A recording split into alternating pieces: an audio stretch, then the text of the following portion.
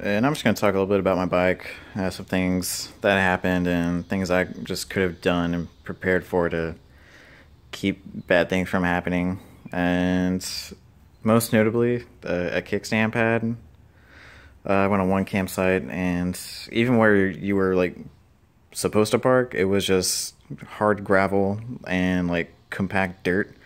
But it was in Montana. It was raining. It was 40 degrees.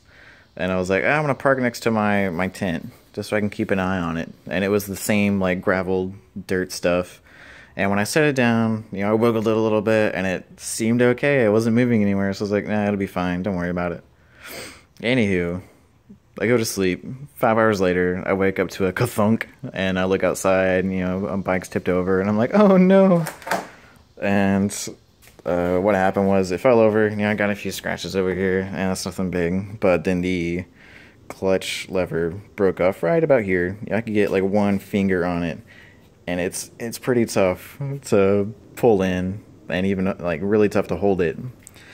And so, anywho, I got some duct tape that got me into town till I could get to a AutoZone. Then I got some clamps, clamped that rest of it on, and I was good to go to the next town where they actually had the part I needed. So ingenuity, yay. And do that, and then this mirror just fell off from vibration, I'm assuming. I was just riding down the highway, and it goes wonk and falls down. I'm like, oh, let me put it back up, and it just like broke off in my hand, and I'm like, oh shit, that sucks. But got a new bolt, put it through there, some nuts, good to go. And as far as riding the bike for 6,000 miles or so, it was pretty comfortable. Some of the mods that I did purely for comfort was add these grit puppies. It just feels the hand a little bit better, and you don't get as much vibration, and it's just softer on the palms, because my problem I was having was my palms that were hitting right there, I'd rest on it, and then after an hour or so, it would just be, you just felt raw on my hands, just like you just kept hitting something like that. It just started to hurt. So I got those. It's a lot softer, and it just feels better. And also I got this throttle lock. It works pretty good. I've had to adjust it a couple times, like after the first day. I had it to where it would lock up, but then after 8 hours of riding or so, it wasn't holding at all, and I'd pull it back, and it would just slowly start creeping closed. So I just had to retighten the screw, and it was good for another week and a half. And then yesterday it started slipping just a little bit, so I'll just have to readjust that, and it's good to go. I mean, it's just so nice to be able to set it and either just put your one hand down, or if both of your arms are tired, just cruise down the highway, no hands. It's a little fun too. Play a game. It's like, see how long you can go without using your hands. How much of a turn can you take just by leaning. So it's fun, and just helps you out with the exhaustion and muscles getting tired or whatnot. And oh yeah, the heli bars. This was probably, I wouldn't say like this is the best mod that I've done, but this was like the most immediate noticeable benefit was just adding. It's only like an inch up and an inch back, but it just took you from leaning forward to kind of sitting upright. And if I put my ass like on the tank, then I'm pretty much in an upright position.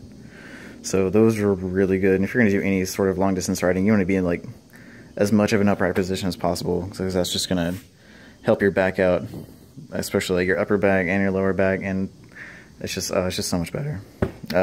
But it's either that one would be the best one, or maybe the seat, because I did get his name is Spencer, greatdatoride.com.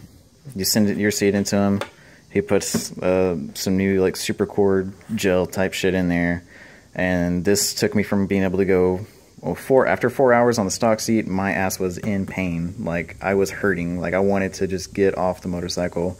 And now I can do, I think my longest day was 9 hours. And yeah, my butt was, a little uncomfortable and, getting numb at times. But I would just change riding position, either sit further back and use more of my legs, gripping on the tank to take the weight off of my ass itself. but this took me like 9 hours, and I could still go more. Yeah, it was uncomfortable, but anything is going to be uncomfortable at that time. And this right here, Alaskan leather, this keeps the heat off of your ass. This is, I don't know, I would almost say just get it just because. You know, if you get the seat, yeah, that's going to help you out with the pain and whatnot, but after a couple hours of riding, the seat itself is just going to get hot from the engine, and this thing will keep you from feeling it on your ass. So these three things, you just basically have to get them. If I get another bike, I'm definitely going to get these upgrades. Maybe I might try like a Sargent or a Corbin seat, because I mean, I don't know, you don't really know how it's going to feel until you sit on it for 9 hours in a day. But definitely get something like that. That was just, oh, it made it so much better. I probably wouldn't have been able to do it if I didn't have the seat or the heli bars. This thing, I could probably do it without it, but it's just so much nicer not getting a swamp crotch. And you know, your balls get pretty sweaty anyways, but if you don't have this thing, then it's going to be almost unbearable. And I guess tires, that's kind of like a comfort thing, you know, you want to be able to like ride down the road and know you're not going to slip off or anything, you know, start fishtailing and go crazy. These were like a Michelin, what was it? Power? No, Pilot Power, something like that. And no problems whatsoever. Yeah, it's Pilot Power. Yeah, a little dirty. That's what the road does. Pilot Power. And yeah, I got kind of a flat spot going, but I was doing mainly highway. I took the twisties when I could, and, you know, rode up Highway 1. That was great. Some twisties in the Black Hills. Those are fun. But at no time did I ever think that I was going to lose grip, even when it was raining, or there was a little, oh, there was one time in Laughlin, took a turn in town, and there was some sand, just everywhere. There was just sand all over the road, and yeah, it was a little sketchy, but yeah, I just straightened it up, slowed down, and then continued the turn after I slowed down a little bit more. That was the only time. But, you know, these aren't made for sand. I mean, even like non-DOT tires, they're going to slip a little bit in sand, so I'm not complaining at all.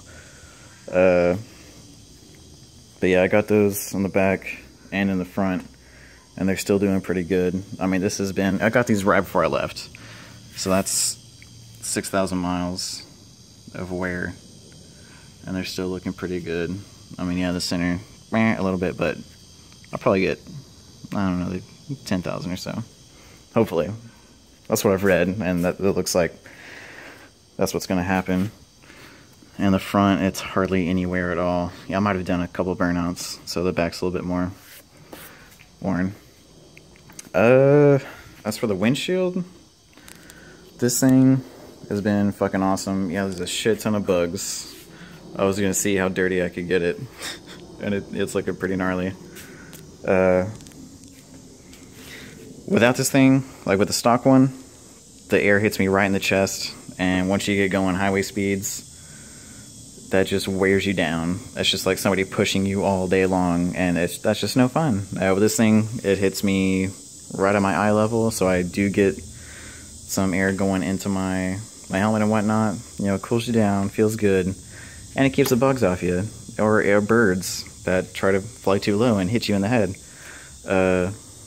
So it's good for that too. And let's see. I was thinking about getting some something to lower the foot pegs, because one thing that did happen to me, and I just have shitty knees. My knees were getting a little sore, so I'd have to like drag them down on the ground just to stretch them out and whatnot. But I'm not sure how that would affect the, you know, the lean angle, if I'd be able to lean as much, because I can already scrape my toes on this thing. Like, I'll have them tucked in as much as I can, and they'll still scrape. And if I lower that, you know, I know it's going to be worse. So I'll just look into that and see if that's a possible thing. Let's see. I guess it should be it. Those are all the good things that I did, and you know, I'm glad I did those. Trip would not be possible without like those least those 3 upgrades. Grip puppies, meh. I mean, they do okay. Yeah, it felt great, but I probably could have done without them. That's not like mandatory, and they're only $10 fucking, so you might as well. But definitely for like the kickstand thing and this, just be prepared and be a little MacGyver-ish. You know, you gotta have that spirit in you to be able to fix something if something goes wrong. There was only like 2 seconds. I was like, oh shit, I don't know what to do. But then I was like, you know what? Get the bike up, go to sleep, think about it in the morning. Something will happen. And yeah, it fucking worked out great. Worst case scenario, I had, what's it called? Roadside assistance. So, well, the only bad thing was I didn't have cell phone service. At that park I was at is some national park, or national forest, sorry. And I was in the mountains and no service, but I could have walked a little bit and been okay. But yeah, everything's working out good right now. Fixed everything. So that should be it. If y'all want to know anything else, just let me know.